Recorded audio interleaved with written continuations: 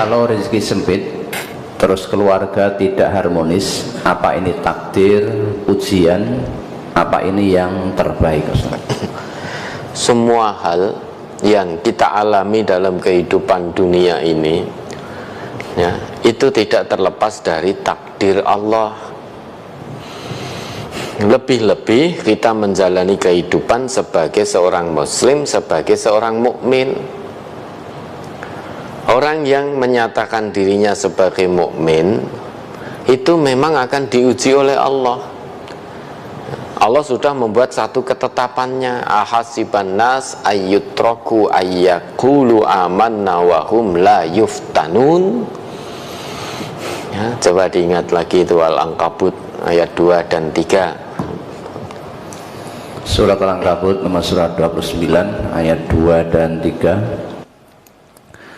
Ahasiban nasu ayyutraku ayyakulu amanna wa hum la yuftanun walaqad fatanna alladhina min qablihim fala ya'lamanna Allahu alladhina shadaku wa la ya'lamanna al-kadhibin. Apakah manusia itu mengira bahwa mereka dibiarkan saja mengatakan kami telah beriman, sedang mereka tidak diuji lagi?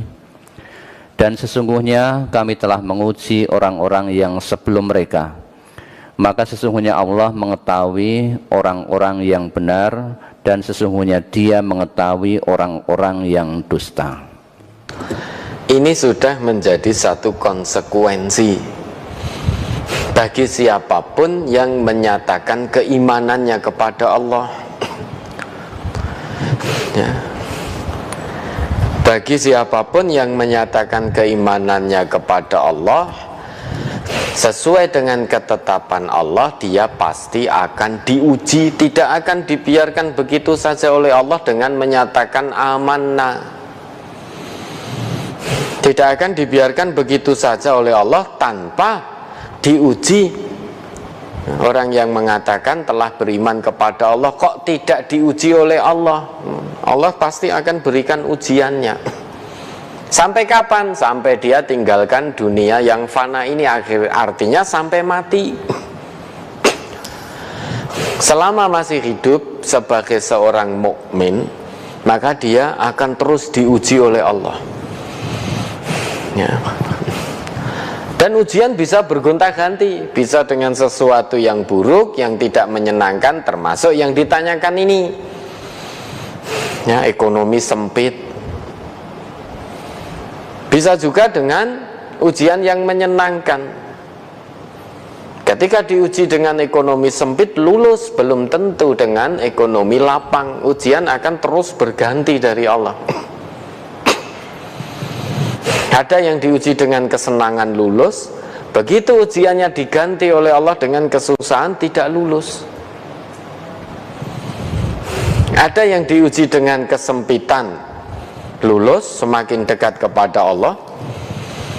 Begitu ujiannya diganti oleh Allah dengan kesenangan, dengan kelapangan, ternyata menjadi sombong, menjadi kufur nikmat. Nah, makanya selama menjadi orang yang beriman itu pasti akan diuji.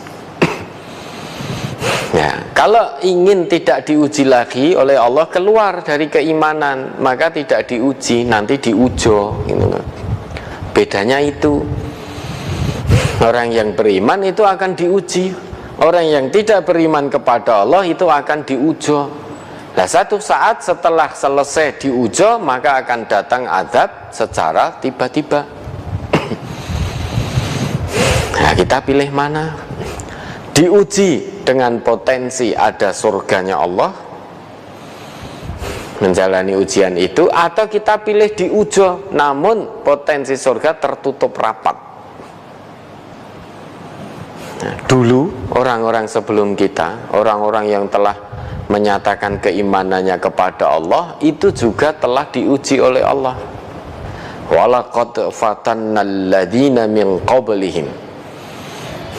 Tujuannya apa? Fala ya'lamannallahu alladhina shadaqu wa la ya'lamannal kadzibin. Kalau Allah sudah maha mengetahui siapa yang imannya sodik, siapa yang imannya kadzib. Ya. Tujuan adanya ujian dari Allah itu ya, agar kita mengetahui paling tidak ya, sejauh mana kadar keimanan kita kepada Allah. Apakah diuji dengan kesusahan lantas kita mengeluh menyalahkan Allah? Kalau itu yang dilakukan berarti iman kita kadzib, bohong. Diuji dengan sempitnya ekonomi kok mengeluh, sambat terus. Seolah-olah rezeki dari Allah itu hanya uang, hanya materi. Selain uang, seolah-olah bukan nikmat dari Allah.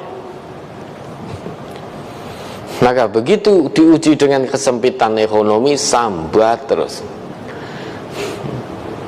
Bahkan tidak jarang suudzon kepada Allah, menyalahkan Allah. Sudah sholat tapi saya kok tetap miskin ya, sudah puasa tapi saya tetap kesulitan bayar SPP. Nah, jadi sambat terus. Bukan Allah yang salah, ada yang salah dengan sholat kita ya. Kita sudah sholat kok tetapi belum ada jalan keluar, bukan Allah yang salah. Koreksi, introspeksi sholat kita, ada yang salah dengan sholat kita ya. Bisa jadi sholat kita tidak berfungsi, termasuk mengeluh itu perbuatan mungkar. Padahal salah satu fungsi sholat tanha anil mungkar. Nah, kita mengeluh itu satu perbuatan mungkar. Suudzon kepada Allah adalah kemungkaran. Sekalipun sudah sholat, ternyata sholatnya belum berfungsi, maka ya tidak diberi solusi oleh Allah, tidak ada makhraj. Nah, dan ingat, ujian dari Allah itu ya, banyak macamnya. Walanabluwannakum bisyai'im minal khauf, itu macam yang pertama. Walju ya, dan sungguh-sungguh ya. Coba bisa dibuka itu Al-Baqarah 155 sampai 157. Surat Al-Baqarah ayat 155 sampai 157. Walanabluwannakum bisyai'im minal khaufi wal ju'i wa naqsim minal amwali wal anfusi was samarat wa basyiris sabirin alladzina idza asabathum musibah qalu inna lillahi wa inna ilaihi raji'un ulaika alaihim salawatum mir rabbihim wa rahmah wa ulaika humul muhtadun. Dan sungguh akan kami berikan cobaan kepadamu dengan sedikit ketakutan, kelaparan, kekurangan harta, jiwa dan buah-buahan. Dan berikanlah berita gembira kepada orang-orang yang sabar. Dulu walanabluwannakum, di dalam ayat walanabluwannakum itu ada dua huruf penguat ya. Yang pertama la ya, di situ la, walanabluwannakum. Yang kedua nun taukid, nun yang di atasnya ada syiddahnya itu. Kalau orang Jawa menyebutnya saddah. Nun yang di atasnya ada saddahnya. Jadi ada dua huruf penguat yang Allah gunakan. Padahal tanpa huruf penguat pun kalau itu datangnya dari Allah pasti akan terjadi. Namun dalam ayat ini Allah gunakan dua huruf penguat. Nah, ini untuk memberikan pelajaran kepada manusia bahwa hal ini sungguh dan benar pasti akan terjadi. Apa itu? Allah akan uji kamu ya. Uji kamu nah, dan ujian ini pasti datang. Pasti datang akan uji kamu dengan sedikit rasa takut, rasa khawatir. Wala nabluwannakum bisyai'im minal khauf, dengan kekhawatiran. Ya, khawatir tidak bisa makan, khawatir tidak diterima bekerja, khawatir tidak naik pangkat, khawatir dipotong gaji, khawatir apa lagi? Khawatir di PHK. Dengan sedikit rasa khawatir. Wal ju', sedikit rasa lapar. Wa naqsim minal amwal, sedikit kekurangan harta benda. Lah seperti yang ditanyakan ini, sempit. Merasa sempit dalam bab harta. Itu ujian dari Allah. Wal anfus, akan diuji oleh Allah kekurangan jiwa. Bisa jadi anggota keluarga yang kita cintai, mungkin pasangan hidup kita, atau anak-anak kita dipanggil oleh Allah. Itu berupa ujian bagi orang-orang yang beriman. Atau orang tua kita, nah, sehingga anak kehilangan orang tua yang dicintainya, atau orang tua kehilangan anak yang dicintainya. Itu semua ujian dari Allah. Wasamarot, buah-buahan. Nah, kalau dulu memang maknanya buah-buahan, tetapi ini mengalami perluasan makna, tausi'ul makna, mengalami perluasan makna. Buah-buahan tidak hanya berarti sebatas buah yang kita kenal. Di samping meliputi makna tersebut, namun buah di sini bisa pula bermakna buah dari hasil usaha kita. Ya, kita berusaha dalam berdagang, mendapatkan hasil, ternyata hasil kita diambil oleh orang lain, hak kita diserobot oleh orang lain. Hasil pekerjaan kita diaku hasil pekerjaan oleh orang lain, sehingga yang menerima hasilnya orang lain, sehingga diserobot. Ini semua bentuk-bentuk ujian. Apapun ujiannya, macamnya banyak tadi, Allah berikan jalan keluar terbaik. Wa basyiris sabirin. Beritakanlah, berilah kabar gembira bagi orang-orang yang sabar. Siapa itu orang yang sabar? Lanjut. Yaitu orang-orang yang apabila ditimpa musibah, mereka mengucapkan inna lillahi wa inna ilaihi raji'un. Nah, orang yang apabila ditimpa musibah, istirja, mengembalikan semuanya kepada Allah. Yang awalnya punya, kok tiba-tiba diuji oleh Allah menjadi tidak punya. Awalnya diuji dengan kelapangan rezeki, ya, usahanya laris, manis, dagangannya laris, laku keras. Kok pada suatu hari sepi sehingga menjadi bangkrut. Maka istirja, inna lillahi wa inna ilaihi raji'un. Sudah, semuanya ini milik Allah. Jangankan hanya dagangan saya, lawang jiwa saya ini punya Allah. Sudah, jangankan saya di PHK dari pekerjaan, jangankan hanya masalah pekerjaan, nyawa saya ini yang punya Allah. Sudah, ini Allah takdirkan begini, ini yang terbaik untuk saya.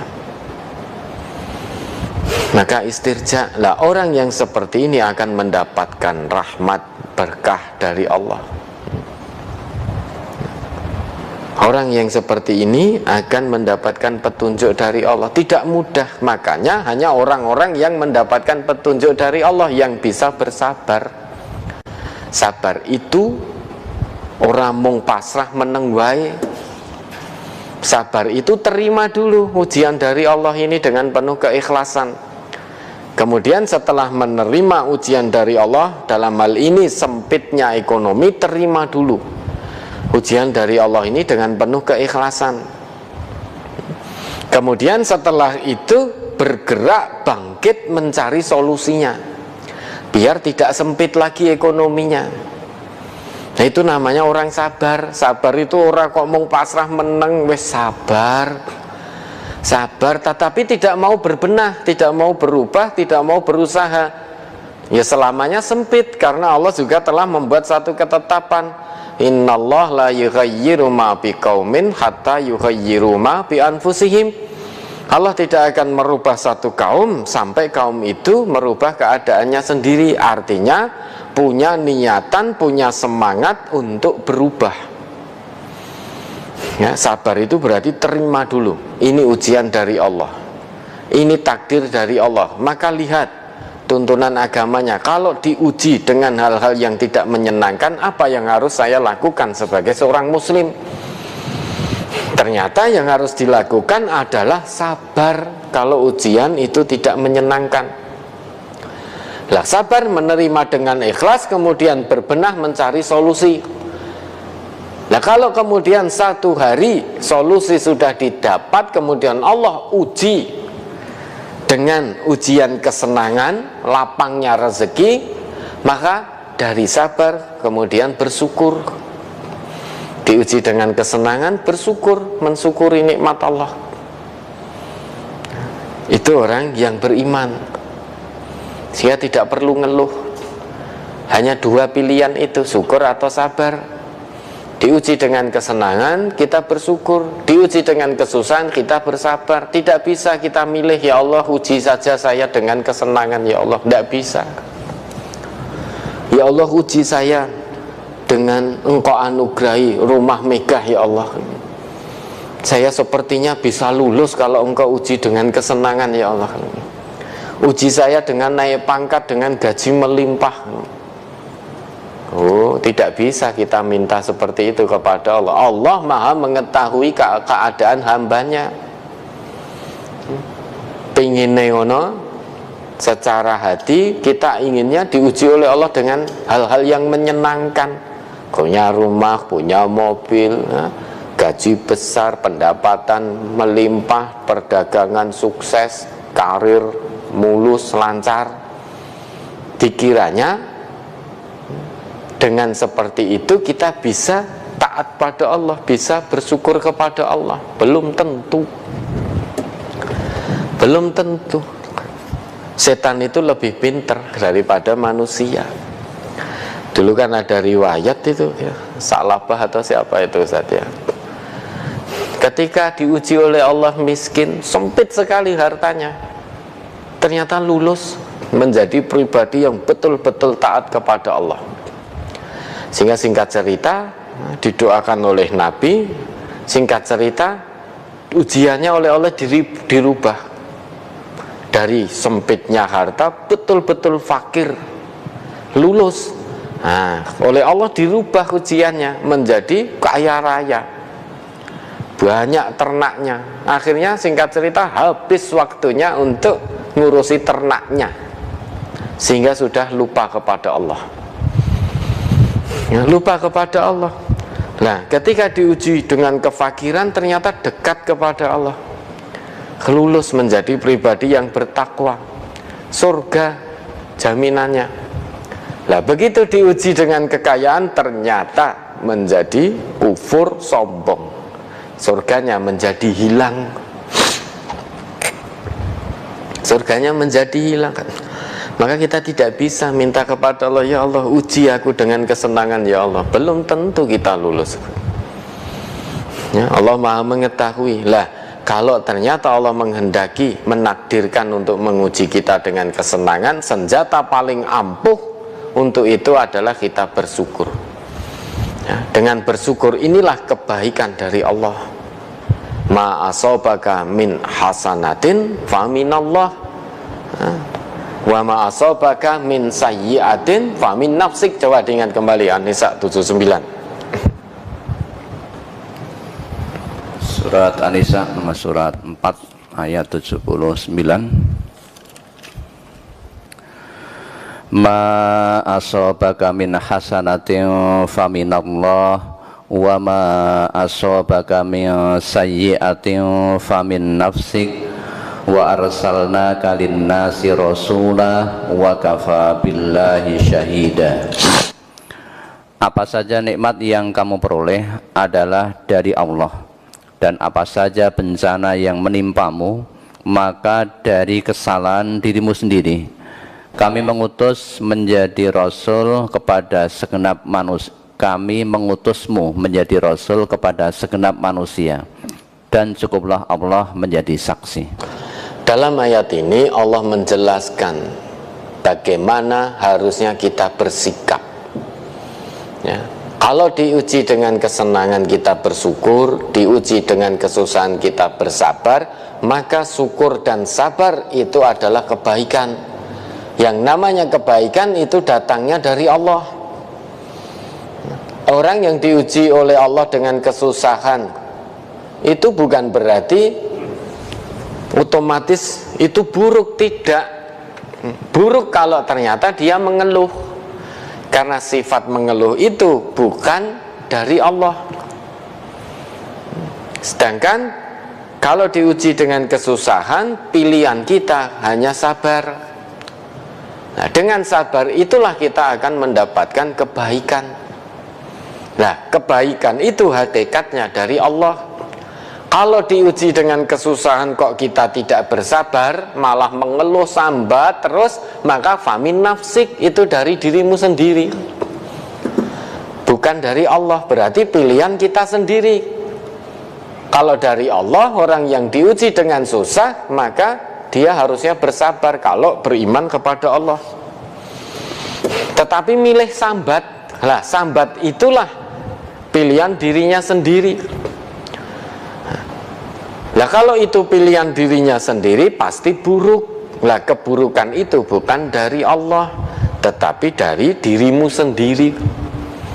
Karena Allah perintahkan melalui nabinya, ya, atau langsung Allah sendiri tadi, kalau diuji dengan musibah sabar, maka wabasyiris sobirin tadi. Lah kok ini malah sambat berkeluh kesah, berarti dia memilih pilihan dari selain yang Allah dan Rasul pilihkan. Andai kata dia mengikuti apa yang Allah dan Rasul pilihkan, yaitu bersabar, maka itu hasanah. Dan setiap kebaikan, sikap sabar itu, ya, merupakan satu kebaikan. Dan setiap kebaikan pasti dari Allah, karena itu pilihan dari Allah dan Rasul. Nah, kalau mengeluh berarti pilihannya sendiri, bukan pilihan Allah, bukan pilihan Rasul, maka pasti buruk. Dan setiap keburukan itu bukan dari Allah, tetapi dari diri manusianya sendiri. Jadi ayat ini menjelaskan tentang bagaimana kita bersikap.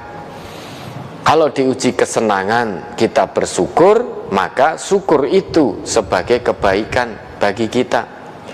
Dan setiap kebaikan itu datangnya dari Allah. Diuji dengan kesenangan kok kita sombong, maka sombong itu merupakan satu keburukan. Karena Allah tidak menyukai hambanya yang sombong.